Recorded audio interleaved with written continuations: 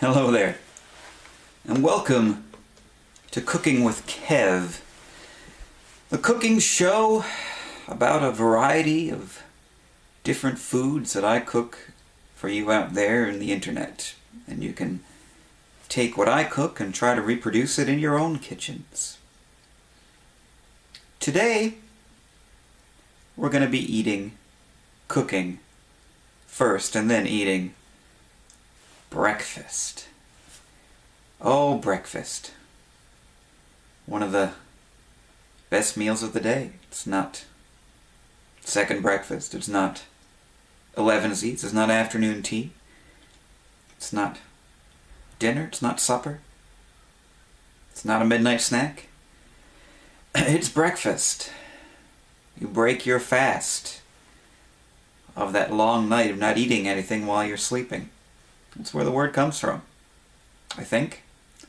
Just made that up. So if you're interested in breaking your fast, make sure you stick around.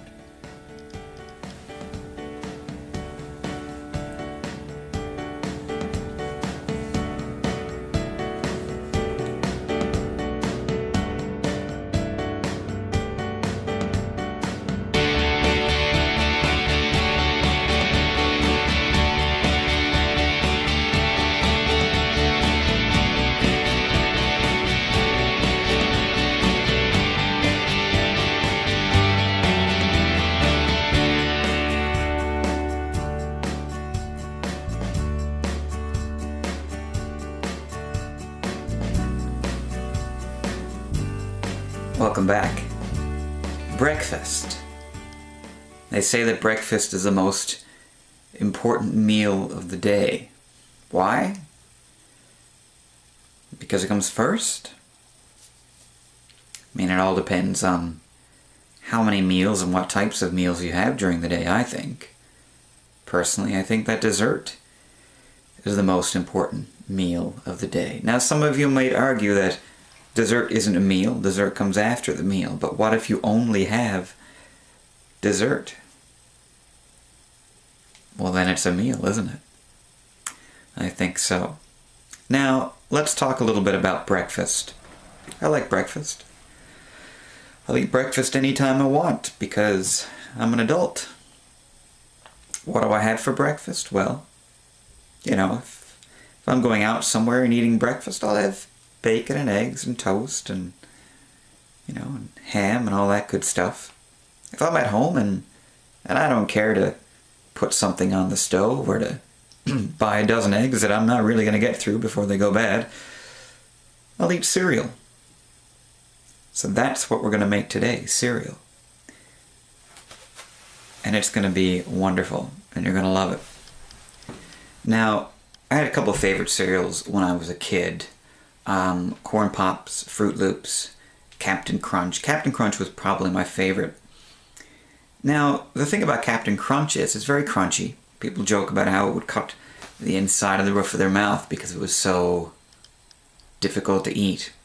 I don't know if you remember the commercials for Captain Crunch, but Captain Crunch always fought against the Soggies, who were these gross kind of shapeless kind of soggy kind of guys who would go around and try to make your cereal soggy. But the captain was all about crunch, so he would fight them in good old pirate fashion. But the trick with Captain Crunch is you wanted the soggies there. Embrace the soggies. The soggies are what made Captain Crunch great. And the way to achieve that was to add a little bit of hot water to your cereal. Turn Captain Crunch into a hot cereal, and whatever the captain would call them, the Captain Crunches, would get a little soggy. And it'd be easy to eat, still taste great, even taste better. So eating Captain Crunch was all about embracing the soggies.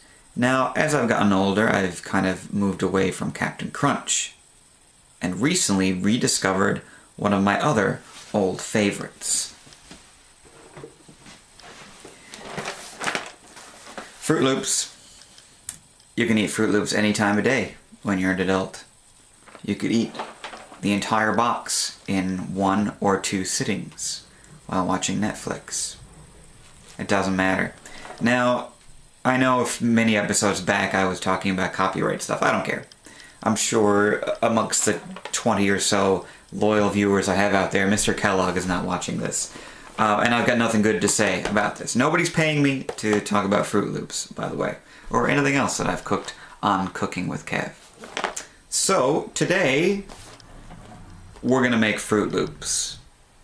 I'm going to show you how to increase your experience with this lovely fruity cereal. And there's Toucan Sam doing his thing, following his nose, which is a beak. Alright, Fruit Loops. Let's get this on the go. Now the key to good cereal, of course, is in presentation.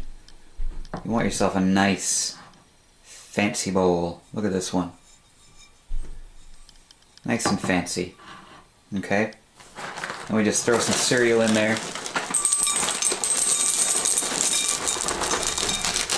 Yeah, they're all there. Here. Not too much. Okay? Small portions look nicer than large portions. And you can always have seconds and thirds if you like. Now look how good that looks in that nice fancy bowl. Okay? Now let's add some milk to that. I'm using 0.5% milk, which is very good. Again, all depends on your milk preferences. Some people like a thicker milk. I like a light milk. Now there we have it. Now of course we'll need a spoon to go along with that. And we might as well fancy it up a little bit with a nice fancy spoon. This is actually for miso soup. You see it has a little channel there on the side. But you know what? That's perfect for milk. So this is a great spoon for cereal. So we'll just stick that in there like that. Now, do we want to make it even fancier? Let's add an orange. Let's make this part of a complete breakfast. And we'll throw some nice juice in there as well. And there we have it. A lovely, lovely meal for any age. And you can eat this at any time of day that you like. Well, Fruit Loops. So yummy, so fruity delicious. And when you go out there to buy some Fruit Loops of your own, make sure you don't buy a generic knockoff brand. They just don't have that same taste. Do what Toucan Sam says and follow your nose. Gandalf says it as well. I don't know about you, but I laughed in the movie theater when he said it.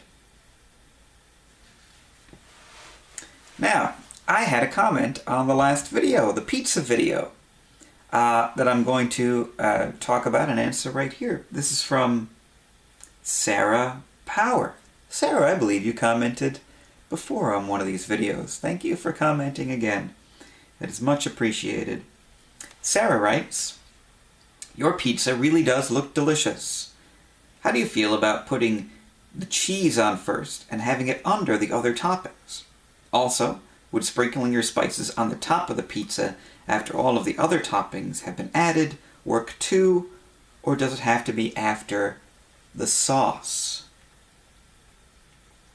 Those are some pretty complicated questions about pizza. Pizza's not too complicated. You really just do what you like and what you think is going to taste good. You know, some people put the cheese on first and the toppings on top. Other people do it the other way around. Since I don't use a whole lot of cheese, I don't mind putting the cheese on top because a lot of the toppings come through the cheese anyway. So that's how I do it. But again, depends on your preference and how much you like cheese. Spices. Spices on top of the pizza or on top of the sauce? I put my spices on the sauce because I find the sauce not particularly spicy, so I want to spice up the sauce itself. If you start putting your spices on top of the pizza, you're spicing up the pizza toppings. The toppings themselves normally already have a good taste, depending on what you use. Now with something like chili peppers, yeah, I'll put that on the top of the pizza to add a little bit of kick. But generally, I will put the spices right on the sauce itself. But again, we're talking about pizza here. The glory of pizza is that you can make of it whatever you want and however you like to eat it. Hope that answers your question. Well, that brings us to the end of another episode of Cooking with Kev. I hope you learned something. I hope you had fun. I haven't actually eaten my cereal yet. It's just sitting over there, getting a little soggy. I'm going to go eat that as soon as I finish with this bit of recording. Looking forward to it. Like, favorite, share this video. Subscribe to the channel if you'd like to see more of Cooking with Kev. And I'll be happy to bring more tips, tricks, and cooking tactics to you at home in the future with many more recipes. So, until next time, see you later.